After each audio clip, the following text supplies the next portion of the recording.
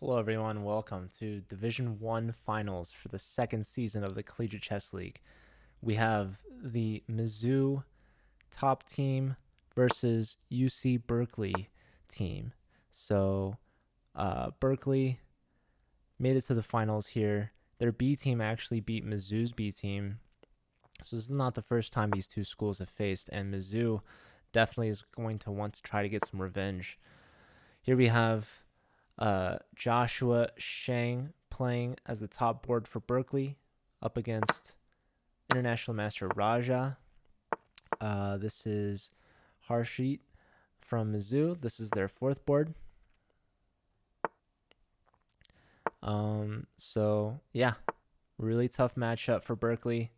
Mizzou's definitely the team to beat here this year. Last year, this Mizzou team got second place, only finishing behind SLU. So Mizzou definitely wants to win their first championship in the Collegiate Chess League this year. They're hoping that this is going to be the one, and Berkeley's going to try to challenge them. So yeah, you can see Mizzou has a really stacked team when their fourth board is a 2700 International Master, and Berkeley's top board is a 2800 International Master. So this is going to be a really tough match for Berkeley, but Berkeley did so well to get here. Let me see. I don't think this Berkeley A team went undefeated in the regular season. And so did the Mizzou team. But what's interesting is that this Berkeley team actually had a very close match against UCLA's team. Berkeley ended up winning that 8.5 to 7.5, but one of UCLA's players actually had mate and 5 on their board when they disconnected. They had a Wi-Fi gambit. So UCLA could have beaten this Berkeley team, but they did not. And Berkeley was also missing, I believe it might have been Roland Fang, their second player. I don't know. They were missing a player too. So this is Berkeley's best that they have to offer. And UCLA didn't make it to the semifinals. They lost to Princeton, I believe, and then Princeton lost to Berkeley. So yeah, here we are. And this Berkeley team beat University of Texas to make it to the finals. Yeah, and actually, I think Texas beat Berkeley in the regular season. I thought they were undefeated, but I think Texas beat Berkeley. So I think during the regular season, it might have been Roland Fang from Berkeley who was unable to play, but he was still on the roster, and they pulled him in for playoffs. So he's a huge addition to this Berkeley team. But not only the A team, it was a huge addition for their B team because their fourth board was Timu, who's like 2,500 or something. He then became their B team's board 1, and that was likely instrumental in their win against Mizzou's B team. And Mizzou's B team actually went on to win the finals in Division 2 against UCLA's B team. So yeah, Mizzou and Berkeley, two of the toughest teams in the league. Berkeley winning Division II championship, looking to see if they can be the only team to have their A and B team win the championships for their respective divisions. I know Temple A and B both made it to the finals as well, Temple B winning. But Temple A earlier today lost in a heartbreaker 8.5 to 7.5 against Minnesota. So Minnesota won the championship for Division 3. So no team has won both A and B team for the finals yet. This could be it here if Berkeley wins, but likely Mizzou's going to do their best to put the stop to that. So here we go. We're watching this. 2 international masters going at it. Board 1 from Berkeley, board 4 from Mizzou. And yeah, if Raja can have a good day, then the whole Mizzou team can have a good day, and Berkeley probably is going to have a rough one, but who knows? Maybe this Berkeley team can prove us all wrong. This is Chris Repka, the incredible Bubachik. This is their board 3, so they have 3 Grandmasters, and his rating is only 2,300. But yeah, they have full faith in him. Perhaps a little underrated. He's up against FIDE Master Roland Fang, aka the Dragon. Here we got Josiah. He's their leader. He's in charge of their club. He recently got International Master title earlier this year, I believe. Might have been last year. I'm not sure.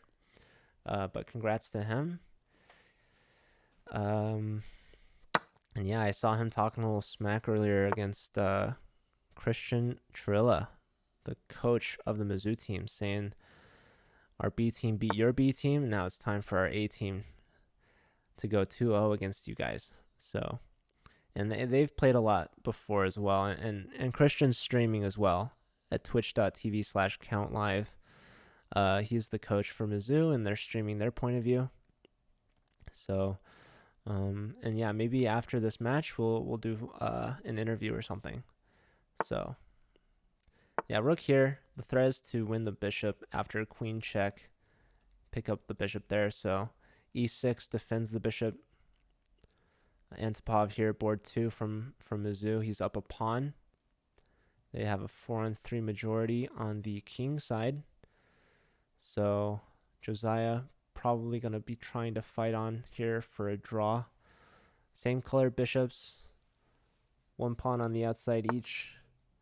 Bishop here taking advantage of the pin.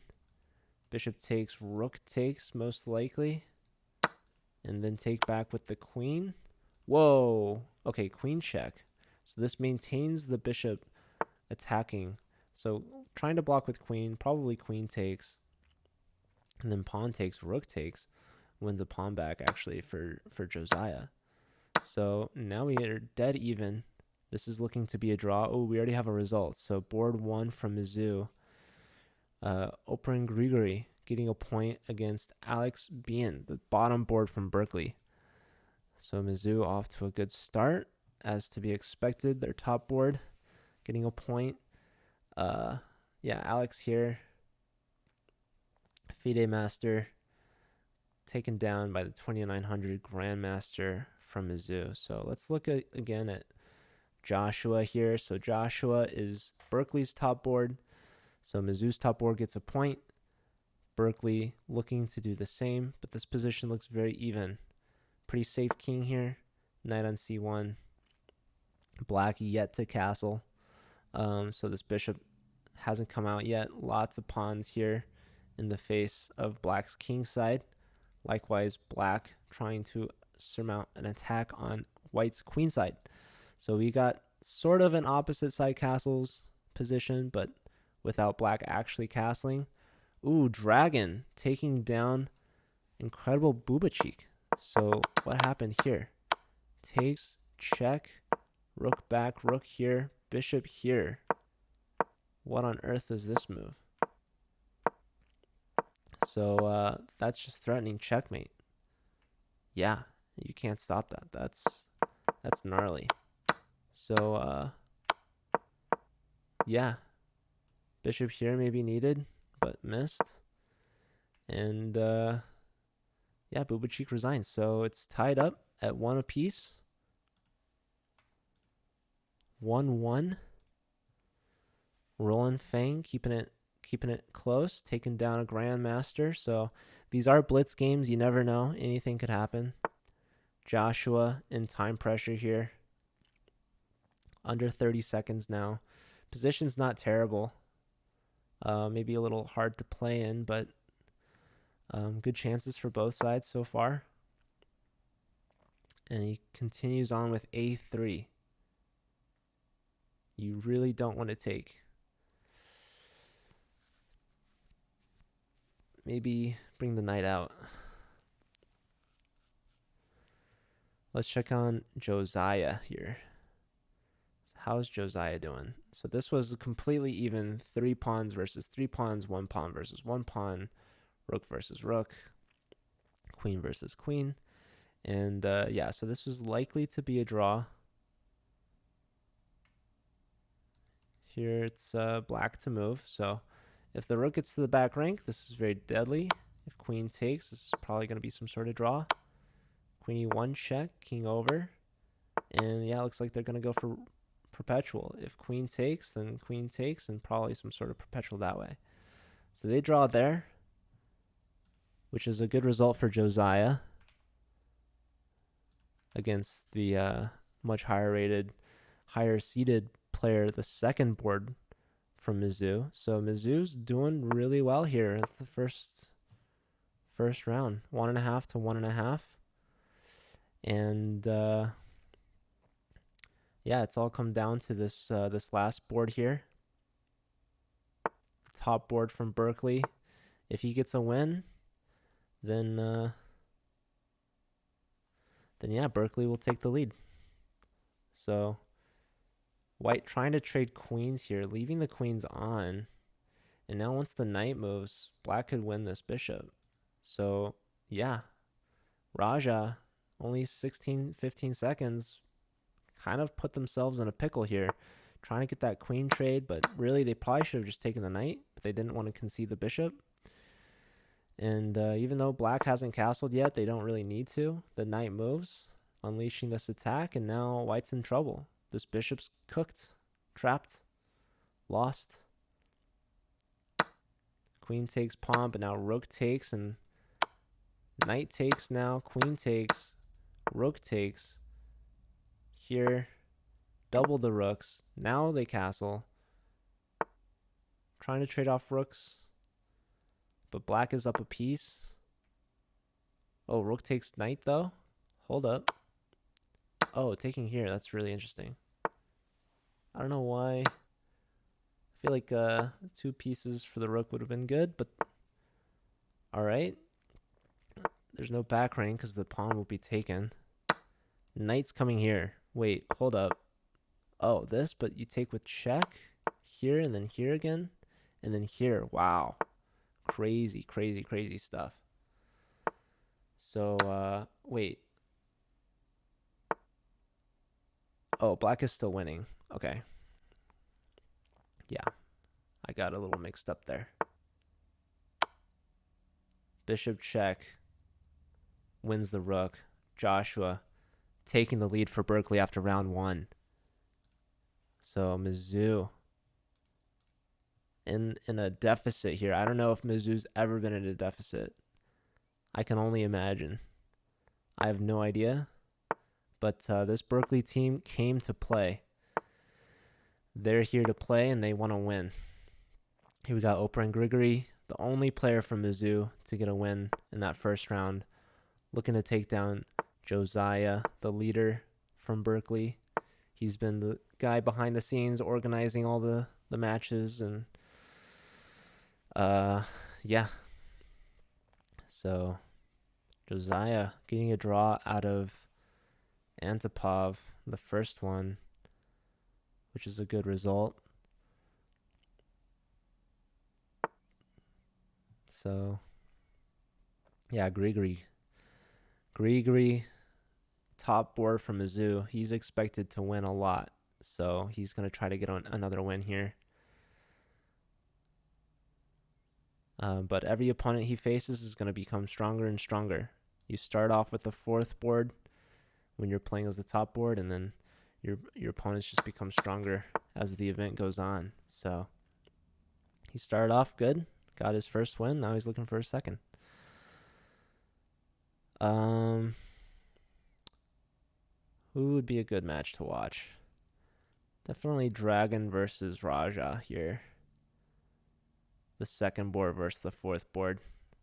So Raja lost his first game. And likewise, as a 4th board, your opponents become easier and easier as the event goes on. So, yeah, Black's got this awkward pawn structure here. Tripled pawns. Not doing too hot. But Raja is up a pawn in value. Not sure how valuable it is, but it is a pawn. White has double isolated pawns on the A file. So, yeah, it's 4-on-4 on the king side. You got this pawn in the center.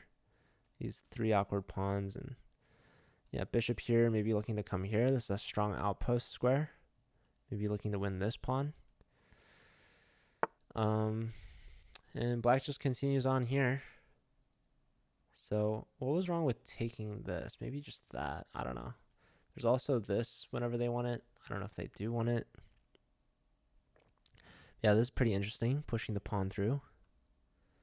Potentially giving the pawn back. Let's look at Joshua's game. So Joshua, top board from Berkeley, up against incredible Bubachik. This is their board 3. So Bubachik lost to Roland. In the first round. And now his next opponent's even tougher, Joshua.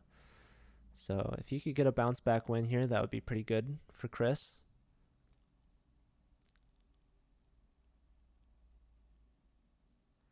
See, both sides haven't castled yet.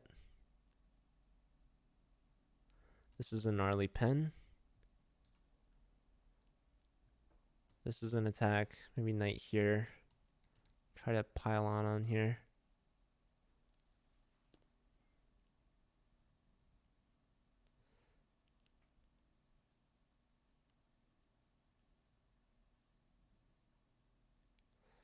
So black to move.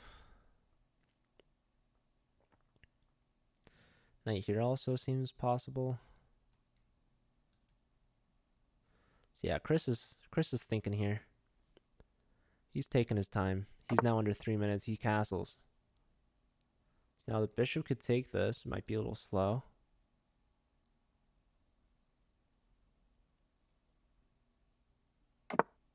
White castles back. And now again, this knight move. Just putting pressure here. Seems pretty solid. Yep, knight e5. Bishop tucks back, and now knight takes on f3. Somewhat awkward. Or bishop takes, basically forcing the pawn to take back.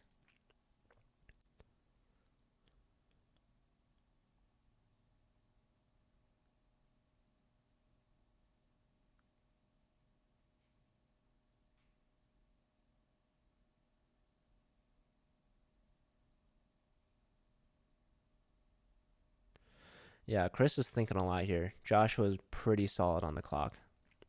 He played this move instantly. So now black has options here. You can take on f3 or you can take on c5. So black wants to maybe defend this first, maintain this pressure, induce a weakness before capturing on f3. Wow, c4. What a move. So giving up the doubled c pawn. White takes with the pawn. Now e pawn is now isolated. This bishop is blocked behind its own pawn. Queen steps up along the e file.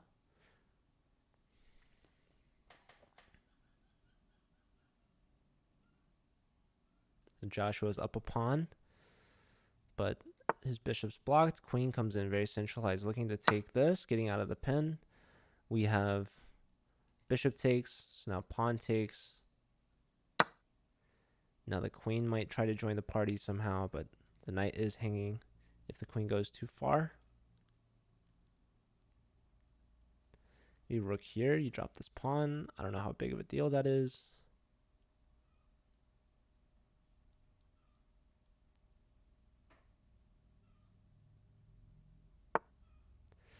Yep, rook a to d8. Queen takes. Probably. Otherwise, what else are you doing? There's no good entrance squares for the rook, as the bishop cuts it off. So maybe you want to play something like this. Try to open up the center. Chris, a little low on the clock. Let's look at Antipov. Board 2 versus FIDE Master board 4 from Berkeley. So looks like 4 minutes to a minute is pretty good for Mizzou on the clock. The position seems fairly even. White could very well take here and ruin black's pawn structure. So that looks to be somewhat annoying.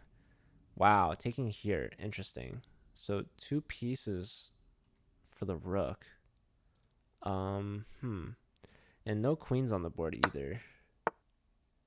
So knight here attacking again. Rook back. Knight takes f7 probably is the move. Because then you would get both rooks. So knight takes hits this rook. Oh, knight takes, bishop takes. Rook takes, rook takes. Maybe rook here? Here? Rook here. Probably. And then here. But only 40 seconds. So hard for Alex to play here. He has to answer to all of these moves. And yeah, grabbing a pawn here. Maybe like...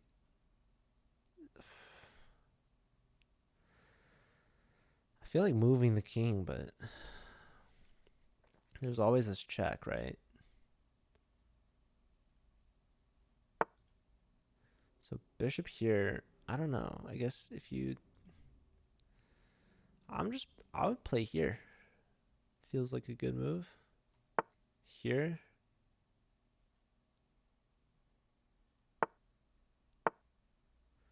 Attacking this, maybe here or here. Then maybe this or this. Only 15 seconds. Look at the time difference. 3:19, 13. Incredible. Give up the piece. Take another piece. Gonna lose something here. Maybe you go here. Yeah, line this up. So if rook takes bishop, you got rook here. So king steps out of that.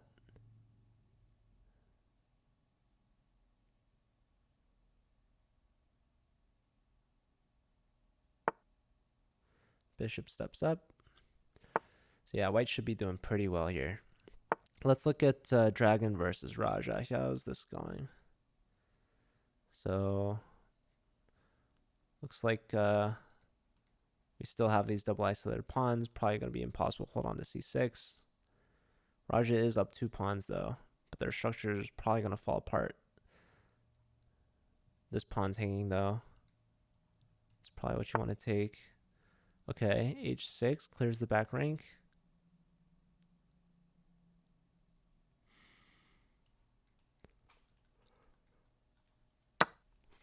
Rook takes, threatening takes on c7.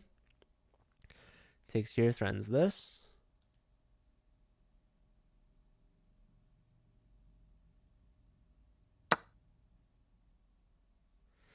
Yep, rook takes c7. And then probably rook takes a7. Maybe here. Okay, here. Some pressure here.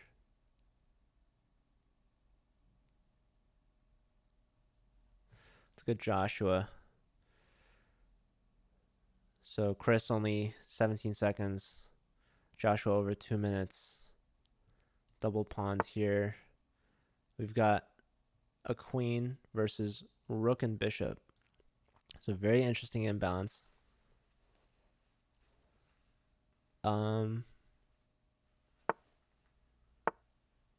White's doubling up the rooks on the d file. Attack the queen, block the queen. Antipov just beat Alex. So the second board from Mizzou getting their first points of the day, or their first win of the day. And tying everything up here at 2.5 apiece.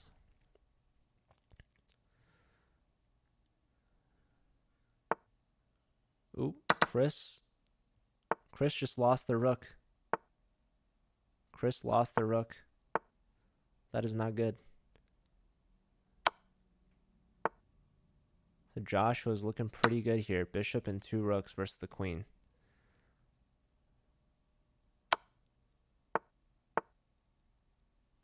Looking for this to win the rook. Oh, missed. Now black is winning. Oh, discovery. Takes, bishop takes. Oh my god. Okay, Joshua kind of fumbled that one.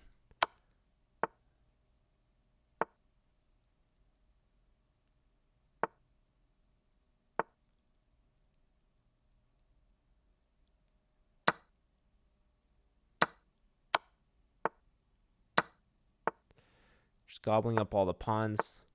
Ooh, Grigori beat Josiah. So Josiah goes down. Couldn't stop the last pawn. So now Mizzou takes their first lead.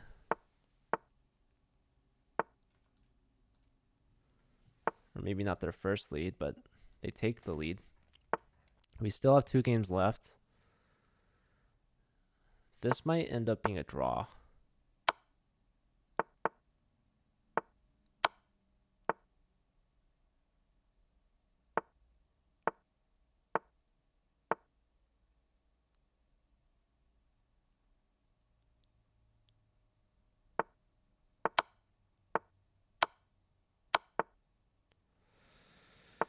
Man, I think there was Queen D1 check that was missed.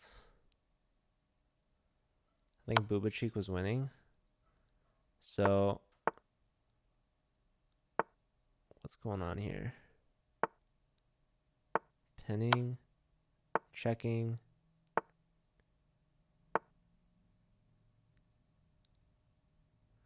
White wants to make a fortress. Let's look at Raja here, under 10 seconds.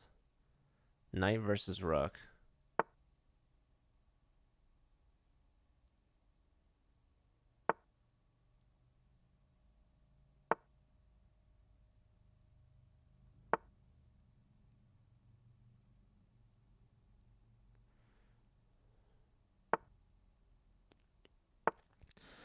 They're both 2,700.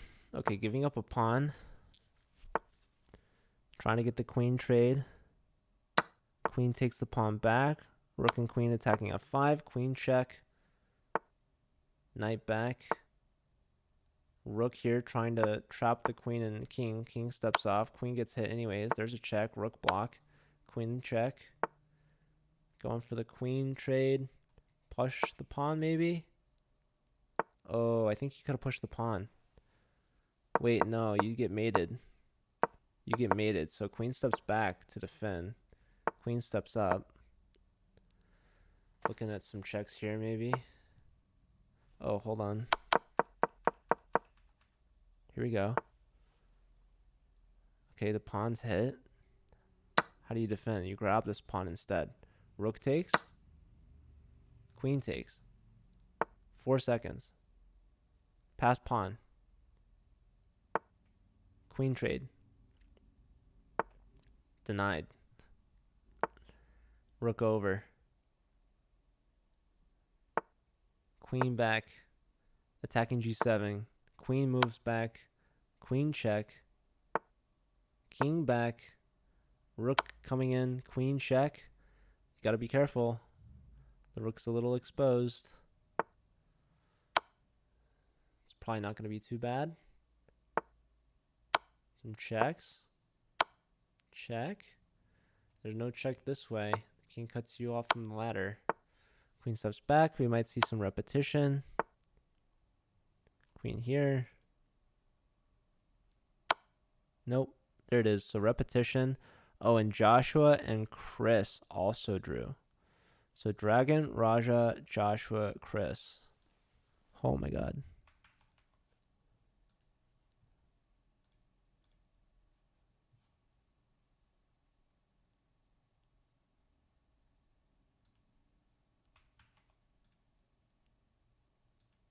So the bottom boards from Mizzou, both getting half a point. So Mizzou maintains their lead, 4.5 to 3.5 here.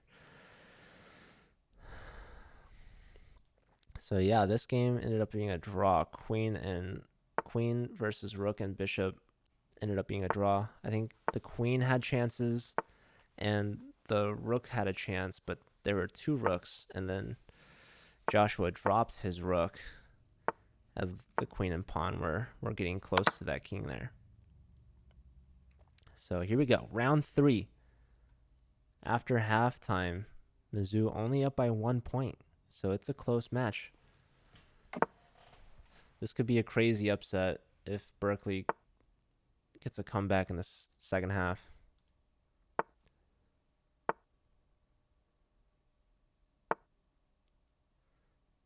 And huge props to this Berkeley team just to make it this far, but also to keep this match close.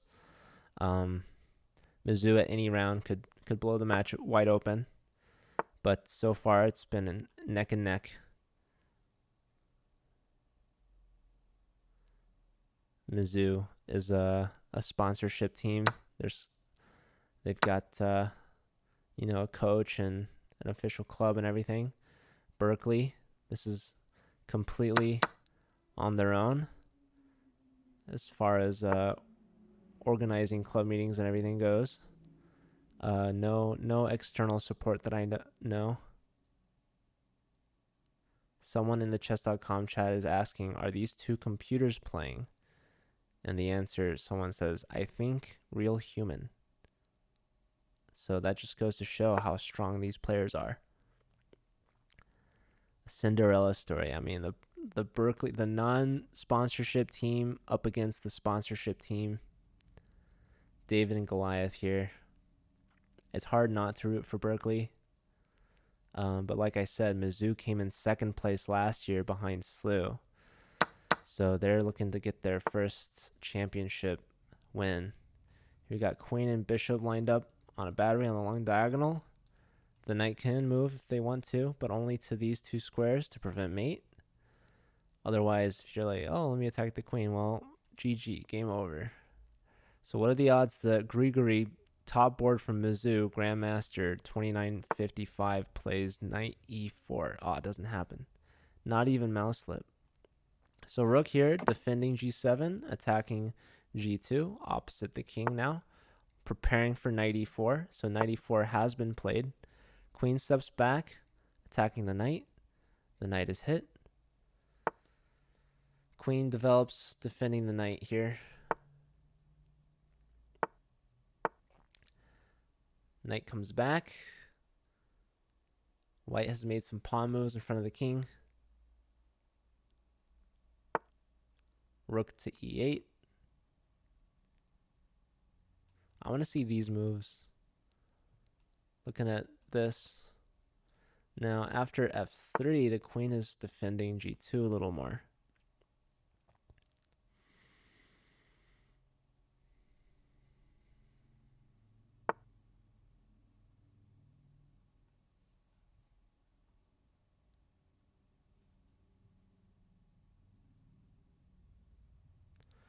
So black plays f6 themselves,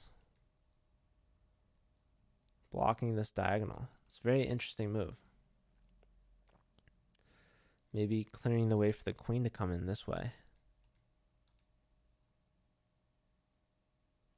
Also just trying to stop e5 probably. Yo, Chess Chopin with the follow. Thank you. Hello and welcome. Hope you're doing well. Also had a follow from Nintazo. Hello.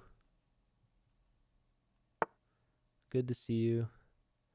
All right, white plays e5 anyways. Saying let's open this up. Takes. Rook here now. Trying to pin the pawn to the rook, but pawn hits the queen.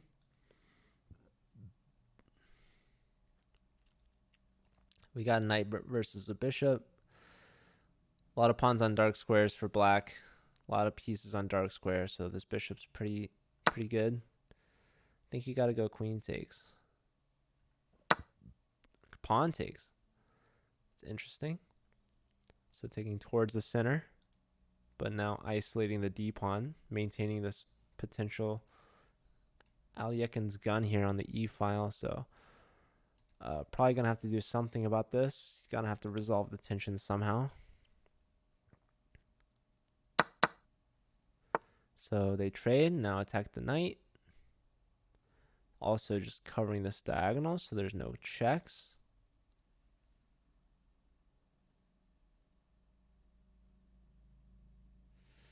Maybe queen e2 seems pretty good.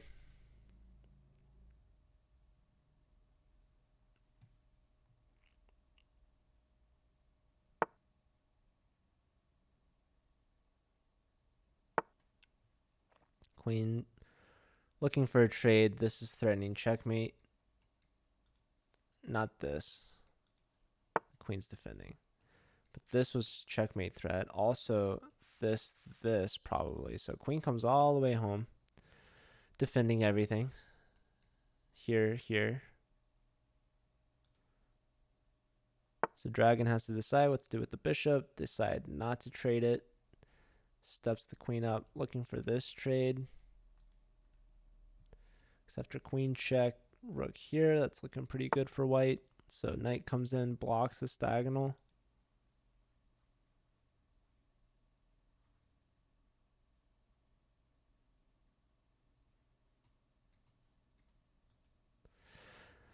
That's an annoying pin. Right now, if it's black's turn, they can go here if they wanted to, but even that, there's still check. Even this. But then who knows? Maybe this. So queen steps to the G file.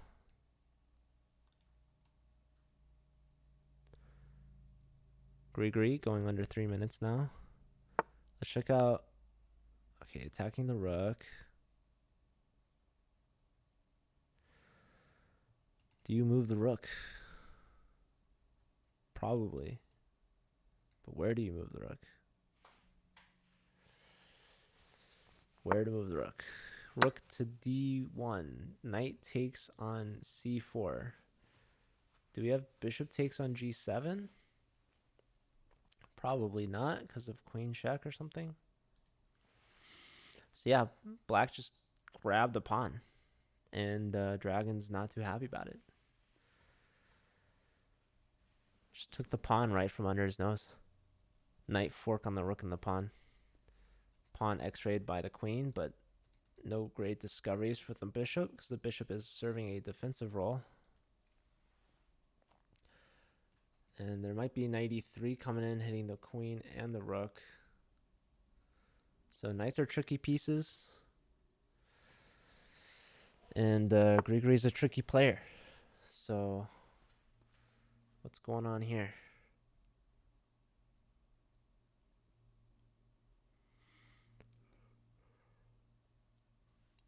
I would go knight e5. Maybe that's pretty bad.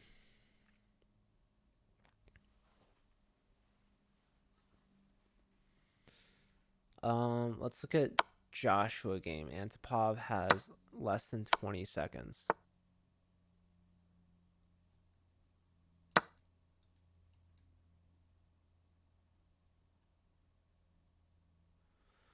You have to push this pawn. Play here.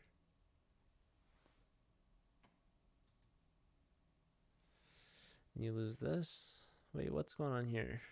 1, almost 2, 3, 2 defending. No, this is a wild game. I have no idea what's going on. I mean, this is hit. This is hit. This is hit. What's black to do here, man? Pawn takes with check. King takes bishop. Queen. Oh. How is this? What? How is... Oh my god. This is just absurd. Oh my god, what is going on in this game? It looks like one side has to be crushing, but it's like not. Even Joshua's thinking here.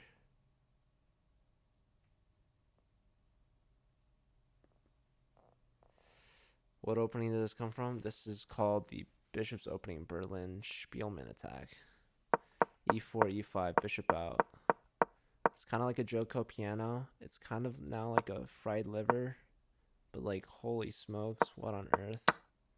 queen in, queen here, rook here, bishop here, knight here, queen takes, queen check, block.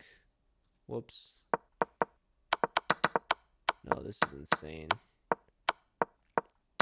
This is an insane opening. So king here now.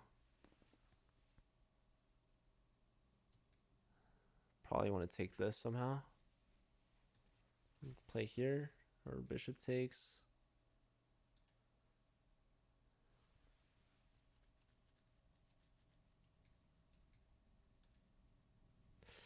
I mean, oh, this is just wild. Now queen takes. Probably king c. I mean, the king. They're playing king of the hill right now. Antipov's got less than 10 seconds on his clock. You probably want to take the. Oh, it takes with knight. Takes with knight. The threat of discoveries. Queen check, king here. Pawn check, king here. So black has one king of the hill. There's this knight takes discovery check. Oh my god. Queen check, knight block with check. King out of the pen, looking to checkmate with the king. I mean, the queens are still on the board. And this king is on c3 trying to checkmate this king. Now Joshua's under 10 seconds. I mean, oh my god. Black is simply up 2 whole knights.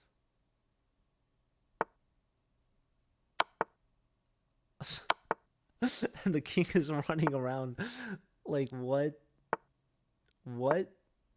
Trying to get the rook involved. I mean, black is just crushing now. Rook here to here. Or queen here. Oh, takes. So giving up a knight, but still up a knight because you're up 2 knights. And the dust is starting to clear, starting to settle. They're playing really fast. This pawn is passed now. Hitting the knight. Knight comes back. Pawn pushes. Pawn pushes again. King's gonna move maybe. Here? No. Here. I mean, okay. Attacking the rook. Knight takes. Wait, are you gonna promote? What? Knight here maybe? King here looking to promote? Takes. Queen with check. Rook check first. And then blocking this. Yeah, black's got this. Oh my god, dude. Crazy game that I just witnessed. So Antipov won. Josiah beat Raja. Chris and Alex drew. And now we have this last game here. So let me give Josiah his point and Antipov his point. And then who drew? Chris and Alex. So Alex getting his first points with a draw against Chris Repka. So really good from Alex. Mizzou maintaining their lead. They're up 6-5. And what is going on here? So we have a rook and pawn in game. And Grigory has an additional pawn. And it looks like the king and the rook are able to get a queen on the board. So Dragon should lose this game. People say rook and pawn in games are drawn. Unfortunately, this pawn is too powerful. So Mizzou should get to 7 points. They should double their lead. I don't know, like, can you go like this? What's wrong with this? Okay, this. Back, just queen. Just queen. Yep, takes. And now white's going to try to promote. Black's going to try to prevent that.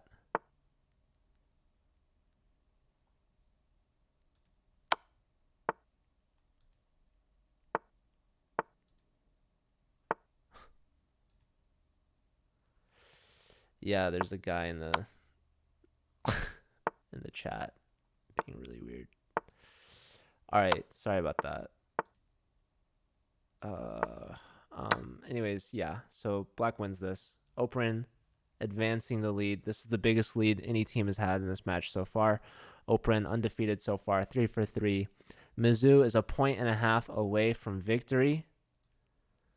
Berkeley's got a tall task ahead of them. They're going to need to win this last round 3-1. And this is the fourth round. This is where Mizzou has the largest rating advantage over Berkeley. Berkeley's kept it super close. They're all their boards working as hard as they can. They all have 1.5 points each, except for their fourth board at a 0.5 point. So they're a very well-rounded team. But Mizzou is also well-rounded, but higher rated. So, Berkeley's going to have to somehow rally in this fourth round, get some team synergy going.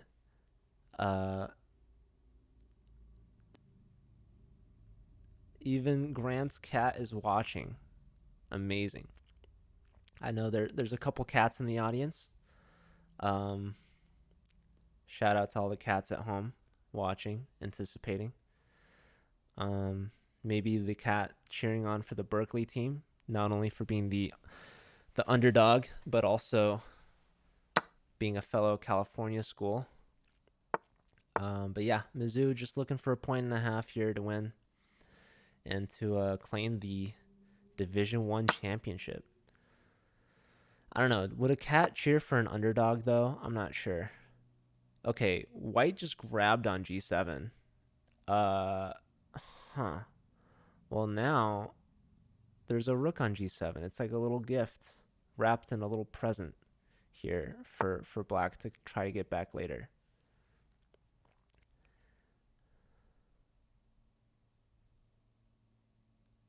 So yeah, King F8 to collect the goods. And now, you could do knight takes because you're hitting this, perhaps. But at the end of the day, you're just going to lose the rook. So probably you want to take here, is my guess.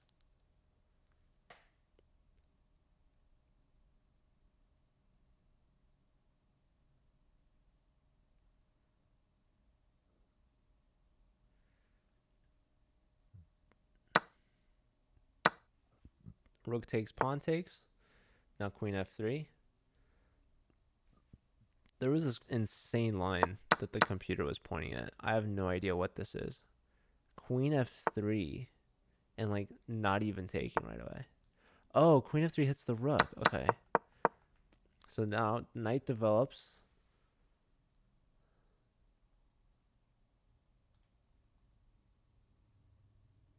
Saving the rook.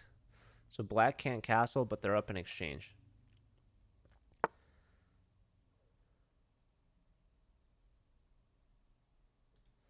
Let's see how the board twos are doing.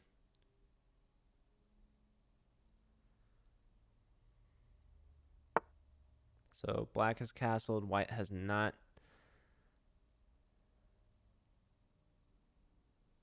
Looking to trade bishops.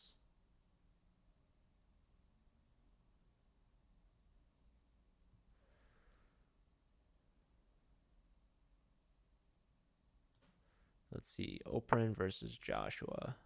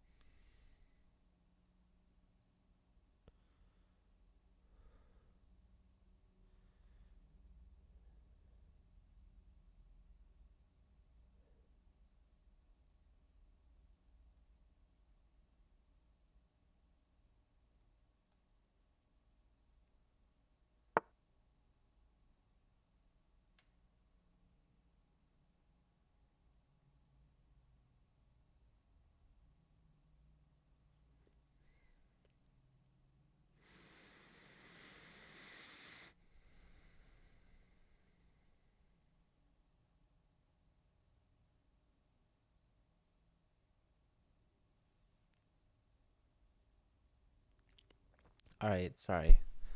Um, what is going on?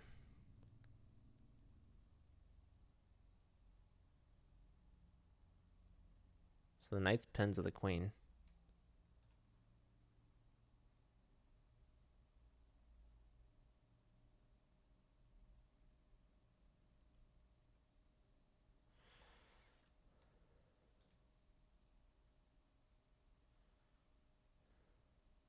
I feel like there's some tactics here.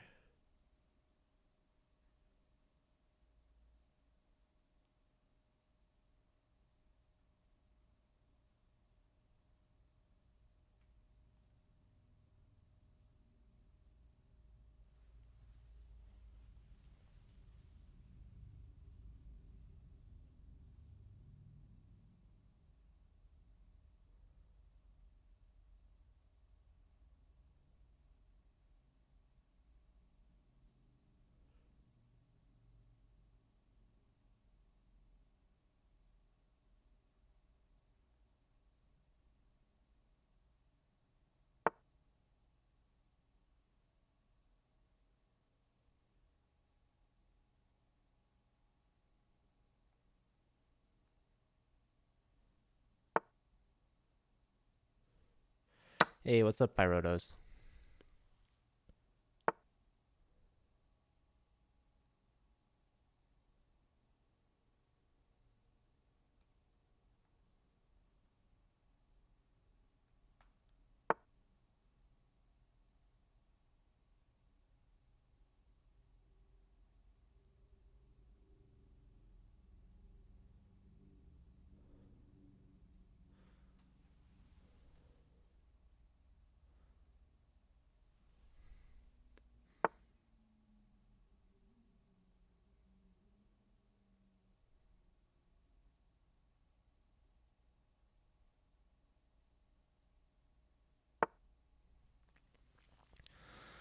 All right.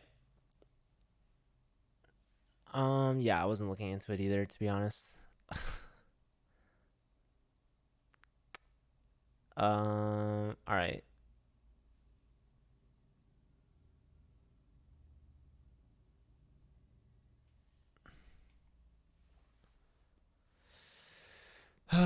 Sorry. This guy in chat's being so annoying. It's like I can't even concentrate.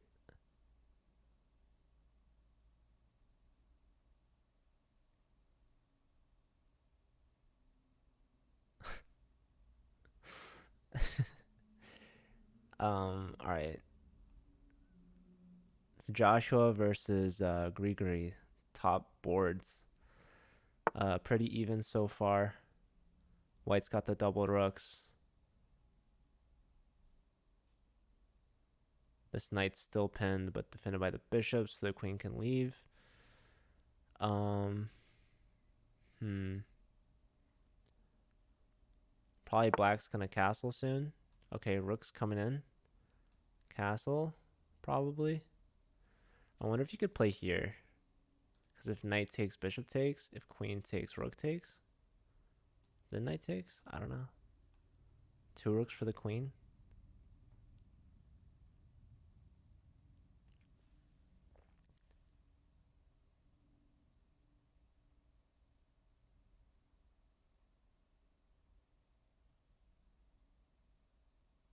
So the queen is defended. I don't think knight d5 works.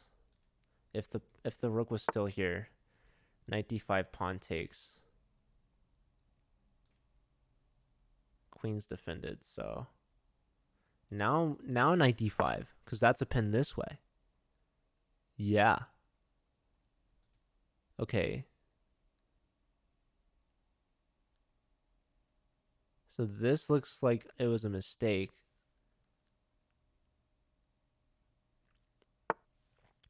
So the queen has to step further in, and now knight takes probably. Pawn takes.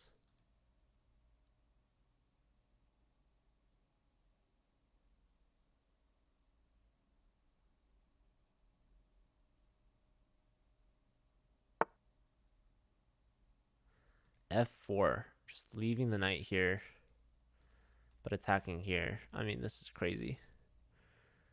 What happens after takes? Do you push? No, bishop back hits the queen. And the queen's trapped? I mean, if you go here... Oh, there's that, then this. Oh my god. This... I mean, queen's here. This, same thing. This takes, and fork. Yeah, what a crazy move.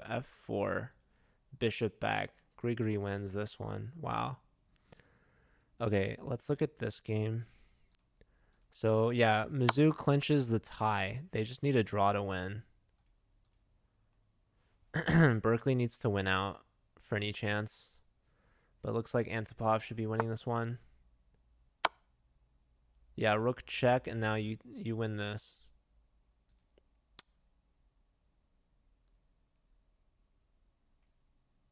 I mean, you could probably even take, and take. So block with bishop. Rook takes f2. Rook takes, king takes. Okay, bishop takes. Very interesting. Why wouldn't you take this? Rook here now. The computer liked queen b6, which is insane. But I get it. Oh, queen check, fork. The city. Oh, but hold up. There's this pawn here. Oh, what? What's that pawn doing there? Okay, this game is not over somehow. Oh my god. Oh, queen check wins the queen. Queen takes. Oh, but you still can't even take this. What the heck? If you go here, there's that. I think you have to trade queens. I am so confused. How did this pawn get to b2? So trade queens, you have to play rook b1. Rook takes, bishop here, hits the rook. Rook steps aside. Now the h pawn's running. The c pawn is running. Oh my god. Here, take, promote, check. Okay, rook back, and now the g pawn is joining. All right, so white's winning now. White's winning.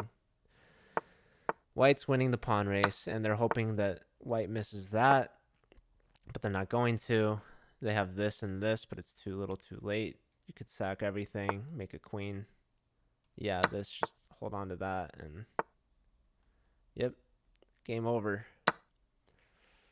Game over. So Antipov wins this one. Mizzou wins the game. Josiah lost.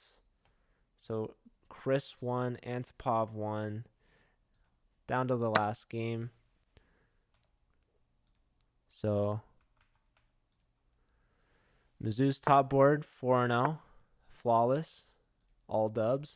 Second board 3.5, didn't lose. Next board 2 points, 2 out of 4. And now down to the last two boards. So they both have a draw each. And now Raja has quite the advantage here. So, yeah, Berkeley had a lead in the first round.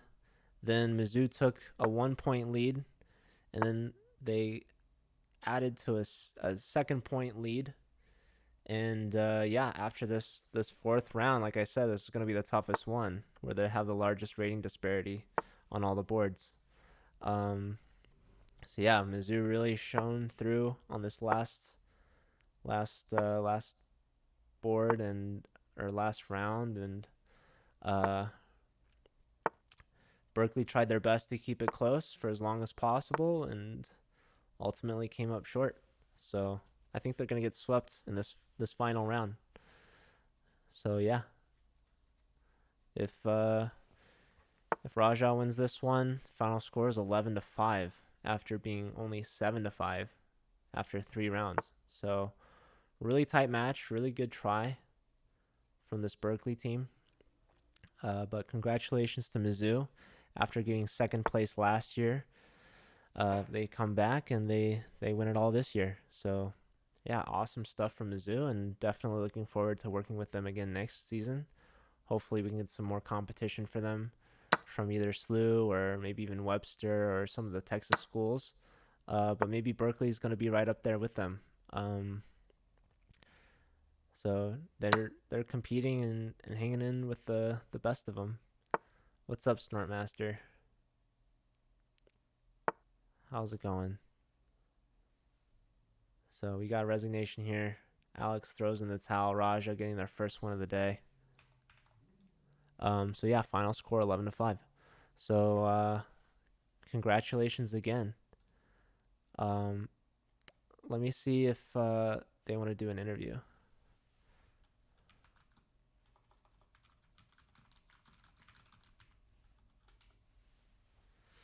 with the Count Live.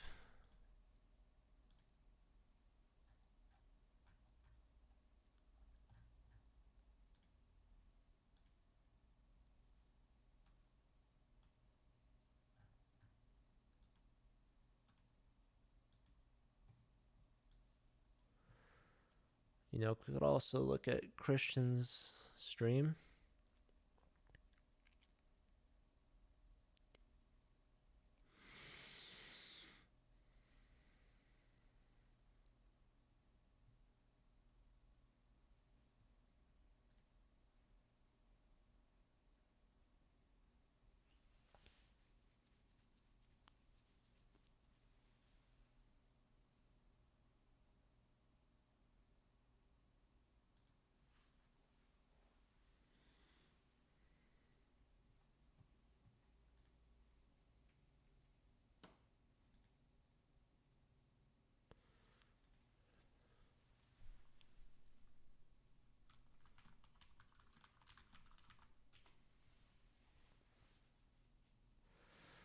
I'm not even listening to his stream, so I don't know why I'm asking him. Oh, he's just rating me.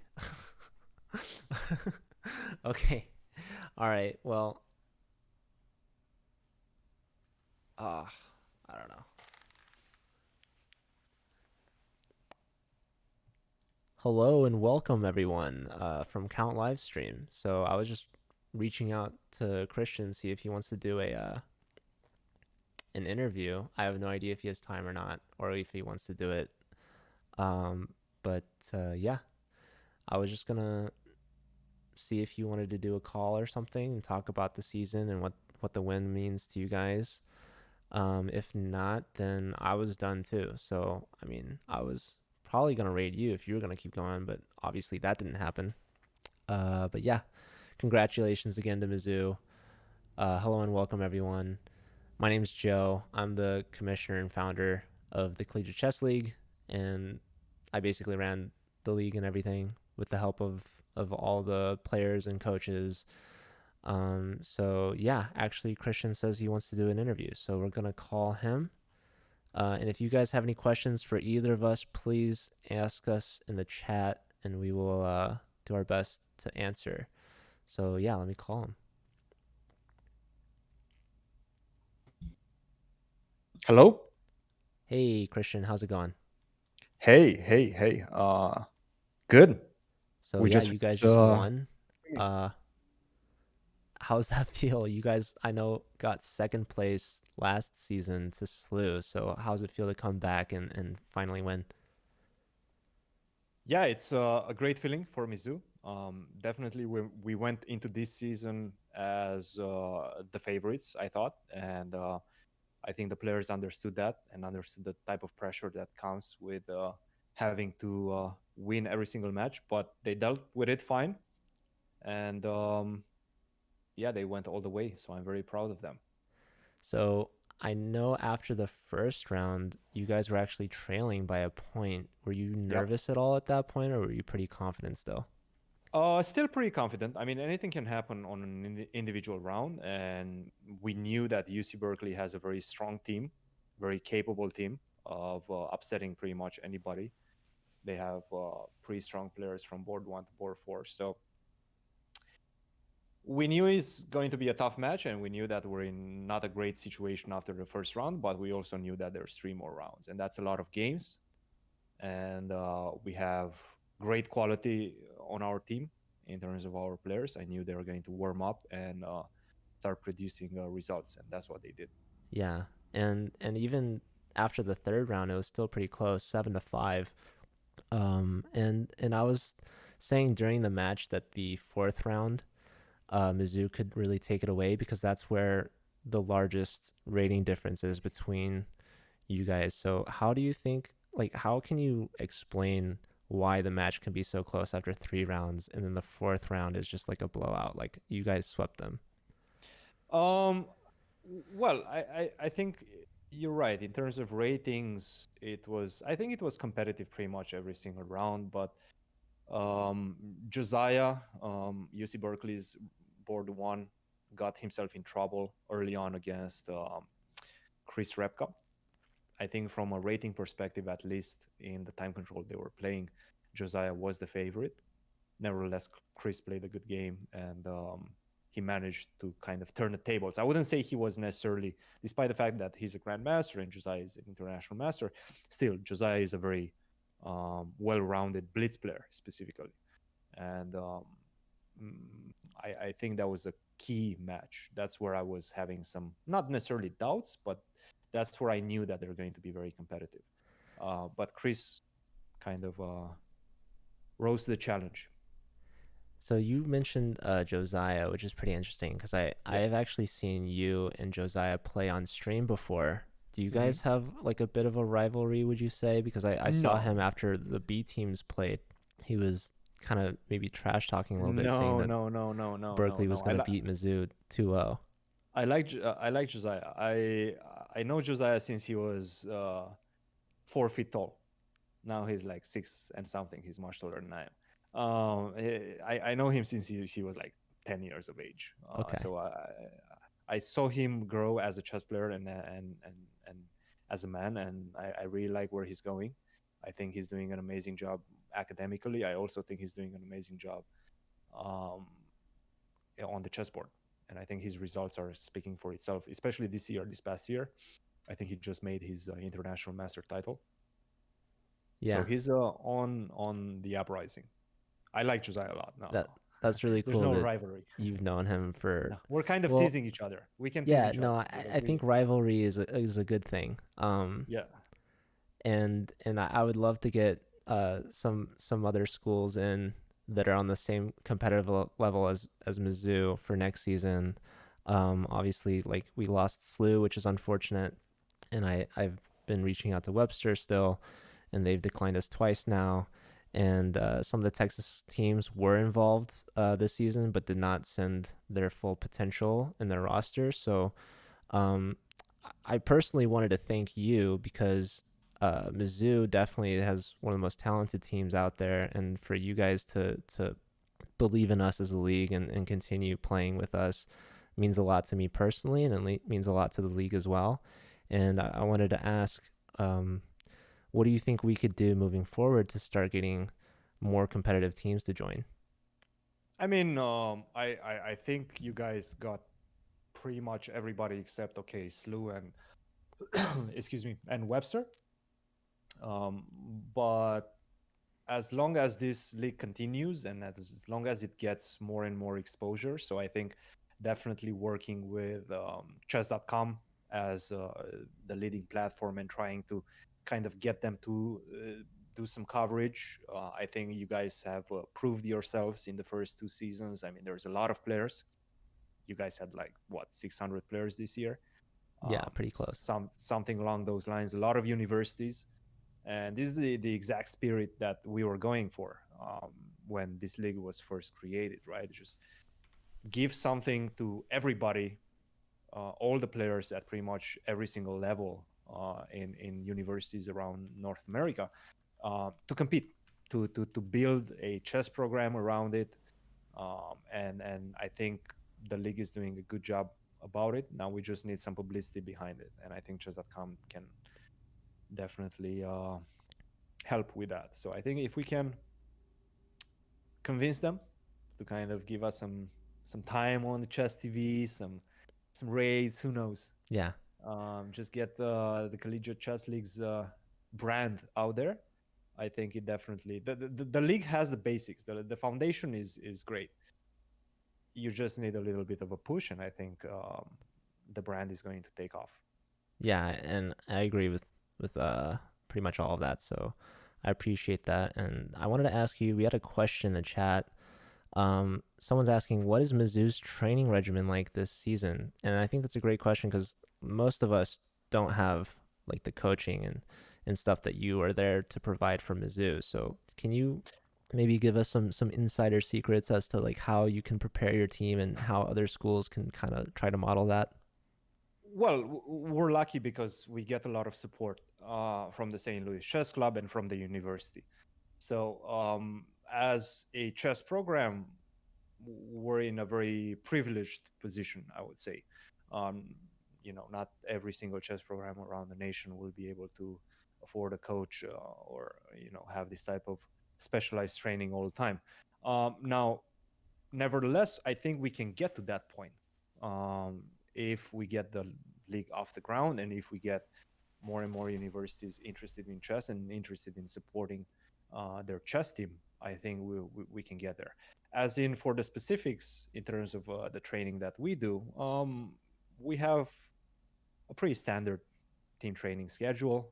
Right now, a lot of the players are, some of the players are on campus, some of the players are in their home countries. So we kind of try to balance the trainings between international students and students that are on campus because of time zone differences and so on. But we do train 2 to 3 times a week, 3 hours or so at a time. These players also have a lot of school duties. They need to maintain a very high GPA in order to maintain their scholarships. And they're also playing a lot. This semester was just simply crazy. We had the World Championship, which took out pretty much every weekend in March. We had the Kasparov Chess Foundation tournament. We had the Collegiate Chess League every weekend. So, in terms of competitions this semester, I was anticipating at the beginning that it's going to be a pretty relaxed semester, but it was completely insane. Every single weekend we competed. Um, but yeah, in terms of training, pretty standard, 2 to 3 times a week, 3 hours at a time. Just And and then we also have a lot of private individual trainings. oh, So cool. I meet with them on a regular basis, on an individual basis. And I'm assuming your training also involves like scouting for certain players in certain matchups. Obviously, one of the biggest names in the league is Andrew Tang. I assume you would go through his games and study some of those that he's played. But I'm also assuming that you guys probably are pretty confident that you would win any matchup and that you wouldn't really need to do any of that, but you still do it anyways.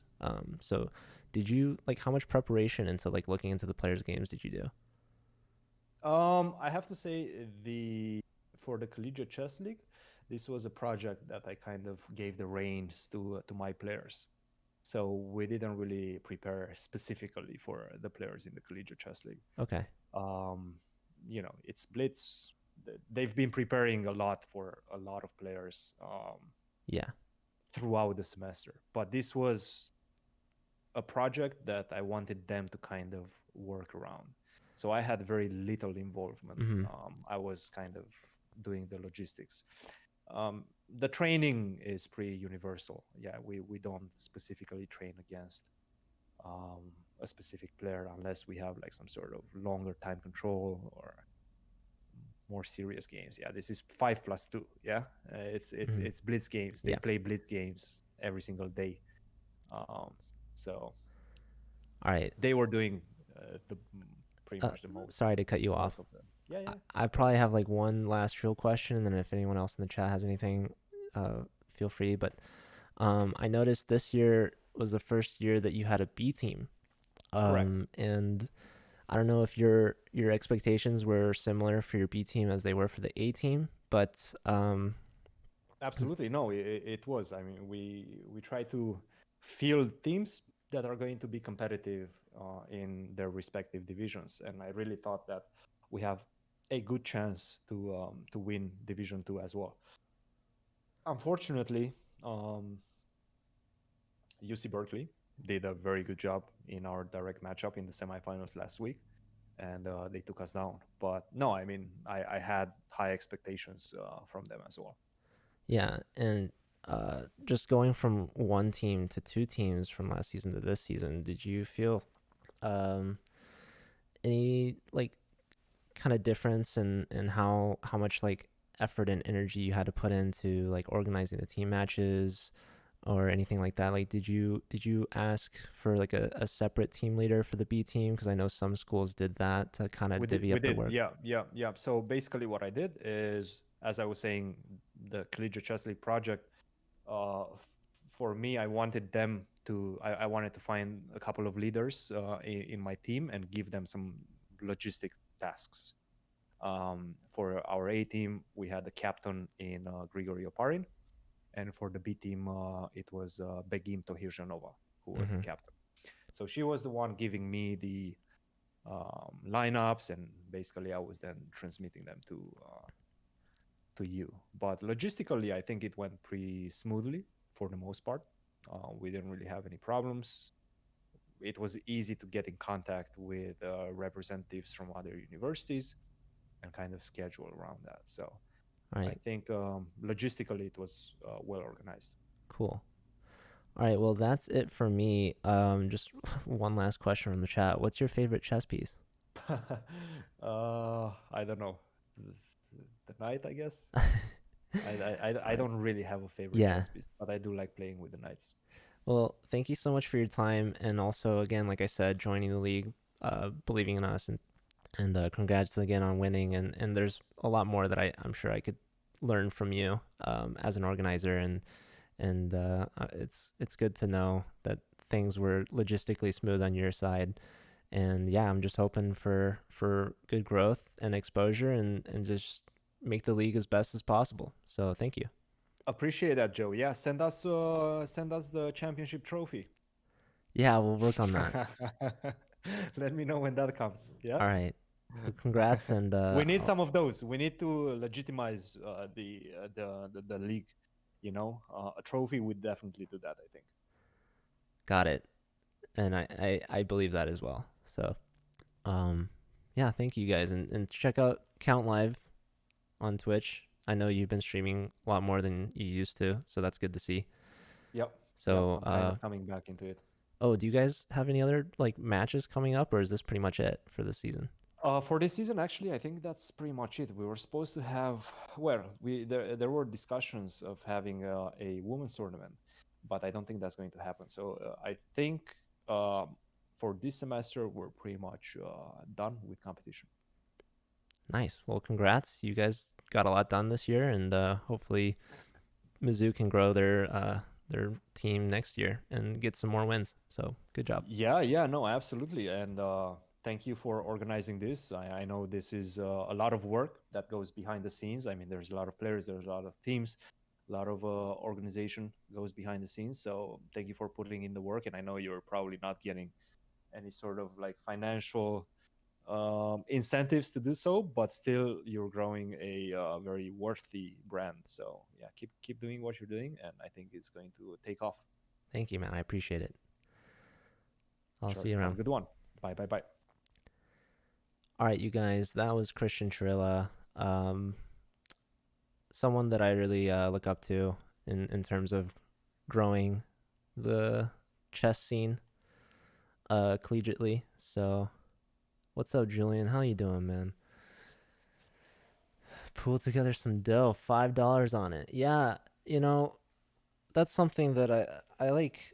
The league is free to join because I don't want to have any reason or excuse for players to be like, no, I'll turn this down. Like I don't want to play because we're really trying to break down as many barriers to chess as possible. Money being a huge one because Pan Am's is in person, so you have to fly there. You have to travel, get a hotel room or a place to stay, pay for all the food, and it's a lot of time away from school for that weekend or whatever, but it's expensive. And you also have the tournament registration fees, all this different stuff. And at the end of the day, something like Pan Am's becomes almost like an elitist event where only a select few people at the top get to actually participate and play. Collegiate Chess League, we've got 6 divisions this year, really trying to make sure there's room for anyone that wants to play. So even if you're a beginner, you can have a spot on a team. Also depends on your team, right, and how many teams your school sends. But basically, my philosophy is if a player in college wants to play competitive chess, there's a spot for them, and we don't want to turn anyone away. We don't want to create any barriers. We're about breaking down barriers, and price is one of those. So it is possible that we could ask for some sort of entrance fee at some point and put that money to good use, either prizes or I don't know. I really don't know yet.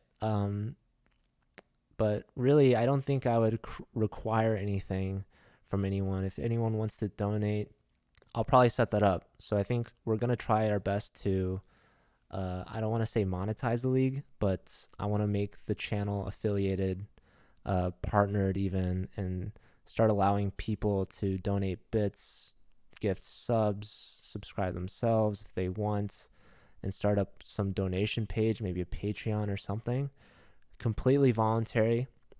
Again, like I said, I would never really want to require any payment from anyone because that's just not what I want to do.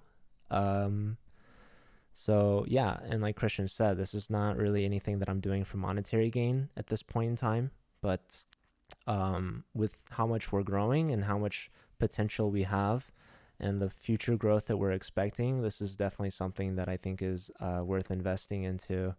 So yeah, gonna have a lot of changes maybe next season, maybe not even that many, maybe not, I don't know, but we'll see. We're trying to grow as much as possible and try to expand and work out some deals and get onto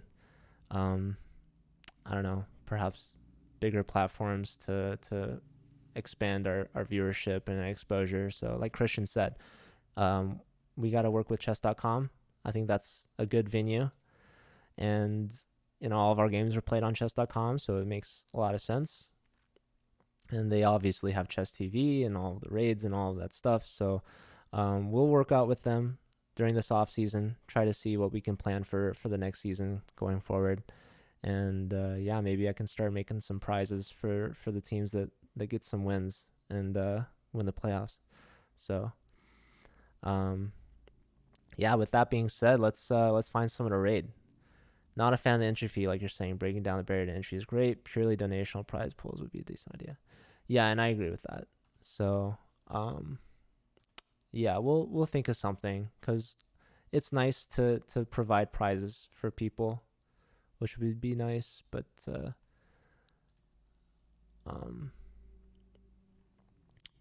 obviously with certain finances, we have to stay in our limits. But yeah, thank you all for watching. This is probably going to be the last stream of the season. There are like 1 or 2 matches that still need to be played left, but I have no idea if I can stream them or not. So there was supposed to be a tournament today. I didn't do it.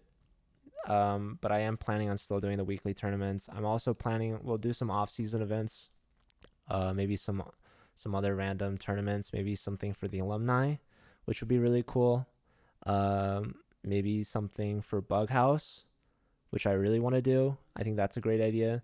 So yeah, it's all just about communication. Got to talk to the different teams, different schools, different leaders, and I will be sending out an email to every registered student, try to get as much feedback as possible. I'll be working on that either this week or next week. And hopefully we get a large feedback. I'll definitely be trying to hunt down all the leaders and make sure all their players that played are registered. Try to give us a good response because that's going to help us moving forward. And plus, if you don't want to wait for that, definitely reach out to me. If you have good ideas or whatever, let me know because I'm going to include that in the form that I send out. So yeah, I'm trying not to send out too many forms. Like one and done is good because the more I send out, the less people want to respond. So just want one really good form with as many ideas and responses and questions as possible, get really good response rate, and we'll try to implement as many changes as we need to moving forward. So yeah, keep an eye out for that. And yeah, if any other questions or want to reach out to me, feel free to send me a message. Uh, my personal account is Joe Bruin on Twitch. You can find me on Discord pretty easily through my Twitch account. You can also email me at collegiatechessleague@gmail.com. And yeah,